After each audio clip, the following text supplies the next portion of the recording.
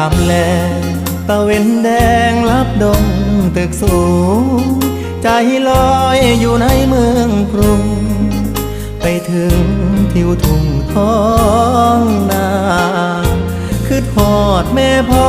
สำบายบ่น้อยามลูกจากมาฝาเฮือนแอมตองมุงยาหลับตายังจำฝังใจมาอยู่เมืองไกลบ่อุ่นใจคืออยู่บ้านเฮาหาปลาหน้าหวานเกี่ยวข้าวของขึ้นเหล่าลาบขมต้มไก่หนาวหมอกจางจางไอดินกลิ่นฟางยังค้างในใจหอมเอ่ยหอมกลิ่นเข้ามาน้ำตาสิไหลย้ำคือทอดบ้าน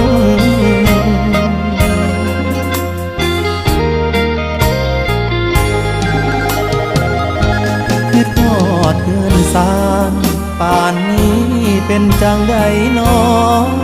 ขอเพิ่นไว้ก่อนเด้